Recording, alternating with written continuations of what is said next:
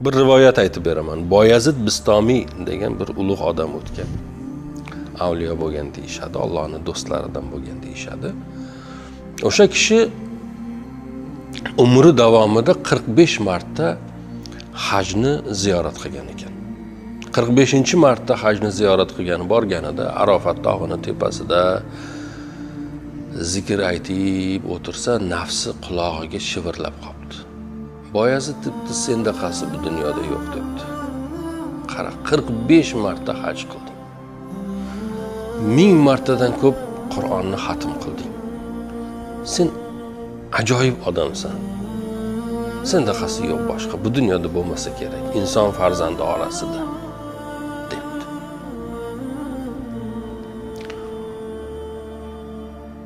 Boyazid Bistomiy nafsiga aytibdiki, sen meni kibrlanishimni xohlayapsanmi? Men seni juda bir go'zal jazolayman hozir deb o'sha yerdagi odamlarga, "Ey xaloyiq" debdi. Kim istaydi 45 marta qilgan hajimni bitta nonga almashtiraman deb. O'sha yerdagilardan bittasi "Men olaman" debdi. "Olib kel nonni" debdi. Olib kelibdi nonni. Nonni olib itga tashlabdi. Keyin bu nafsni bir jazolamasam bo'lmaydi, bir tarbiyaga chaqirmasam bo'lmaydi deb uzoq safarga Rum taraflariga qarab yo'lga chiqibdi. Ko'p uzoq yurgandan keyin Rumga yetganda bir rohib bilan qarshilashibdi va rohib uni bir shaklda uyida mehmon qiladigan bo'libdi.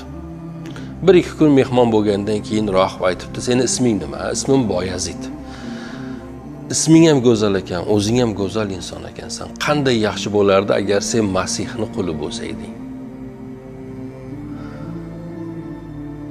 Nafsiga tegib, nafsoniyatiga tegib, og'rinibdi Boyazid Bistomiy. Chiqib ketaman desa, boyagi rohib aytibdi, "Yo'q, unday qilma. Sen 40 kun bu yerda musofir bo'lgin, mehmon bo'lgin. 40 kundan keyin bir avliyomiz bor bizda, avliyomiz keladi. Bu yerdagi rohiblar bilan suhbat qiladi. Sen ham o'sha suhbatga bir ishtirok etgin. Agar suhbat senga ma'qul bo'lsa, safimizga qo'shilasan, ma'qul bo'lmasa,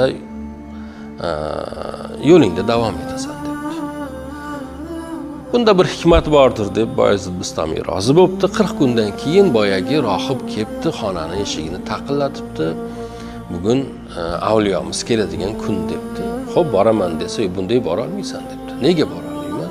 Seni bu ahvolda ko'rsam, musulmonligingni bilsa, u yerda bilasanmi qancha yuzlab rohiblar bor. Ular seni joningga qasd qilishlari mumkin. Nima qilishim kerak? Men bu kiyimni kiy, belingga zunnorni bog'la, bo'yningga Injilni os, undan keyin boramiz" debdi. Endi Boyazid Bistomiy nafsini tarbiyalayman deyapti-ku. Bunga ham rozi bo'ldi. Bir tavbanga tayandim. Chunki nafs bunday narsalarga, bunday xo'rliklarga chidolmaydi-da aslida.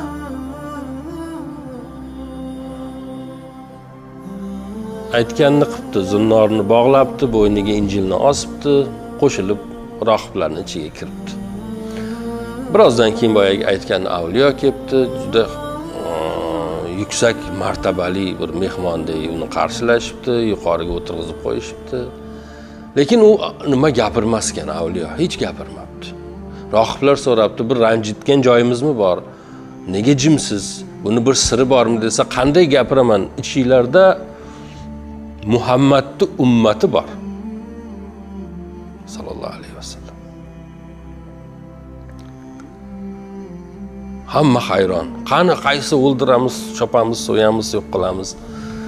"Yo'q, ko'rsat." "Yo'q, ko'rsata olmayman. Agar unga tegmaymiz, o'ldirmaymiz desalaring, unda ko'rsataman." Va'dasini olgandan keyin, "Ey Muhammadning ummati, o'zingni ko'rsat" desa, Boyazid Bistomiy 1-2 qadam oldinga chiqibdi.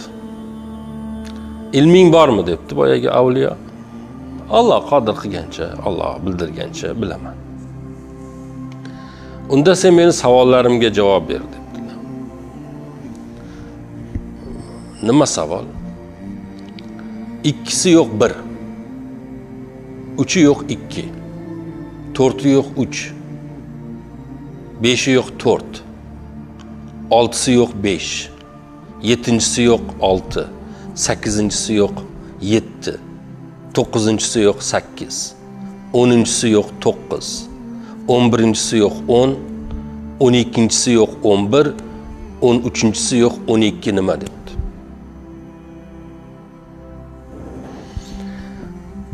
Bayezid Bistami xotirjam javob beribdi. Ikkinchisi yo'q bir yagona Allohdir. Uchinchisi yo'q 2 kecha va kunduzdir debdi. To'rtinchisi yo'q 3 taloqdir. Beshinchisi yo'q 4 Tavrot, Injil, Zabur va Qur'oni Karimdir. Oltinchisi yo'q 5 bu 5 vaqt namozdir debdi. Yettinchisi yo'q 6 koinotning yaratilishidir, ya'ni 6 kunda yaratilganidir. Sakkizinchisi yo'q 7 qat osmondir. To'qqizinchisi yo'q 8 qiyomat kuni arshni toshiydigan 8 ta malak. 10'si yo'q 9 ayolning 9 oylik homilasidir. 11'si yo'q 10 Musa payg'ambarni, Musa alayhissalomni, Shuayb payg'ambarni qo'lida 10 yil cho'ponlik qilishidir. 12'si yo'q 11 Yusuf alayhissalomni 11 ta akasi. 13'si yo'q 12 bu 12 oydir deb javob beribdi.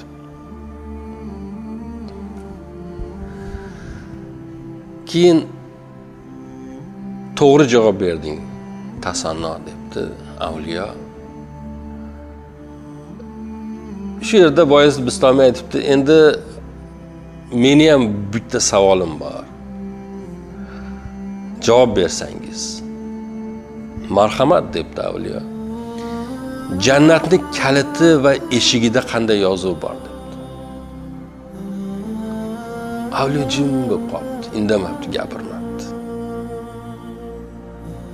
Rohiblar ichida g'alavor boshlanibdi. Nahotki yutqizib qo'yamiz, shuncha odam bir musulmonga yutqizamizmi? Hazratim, nega jimsiz? Bir muammo bormi? Bilmaysizmi javobni? Nima bo'ldi? Gapirsangiz desa, men gapiraman, lekin sizlar men gapirgan gapga ishonasizlarmi? Ular aytibdi, ishonamiz albatta. Siz bizni ulug'imizsiz, qanday ishonmaymiz? Unda eshitdinglar. Jannatning kaliti va eshigida la ilaha illalloh Muhammadur Rasululloh deb yozilgan. Degan ekan. Hammalari o'shanda islomni qabul qilib iymon kalimasini keltirishgan ekan va Bayezid Bistami o'sha yerda rivoyatlarga ko'ra qolib ularga islomni o'rgatib keyin qaytgan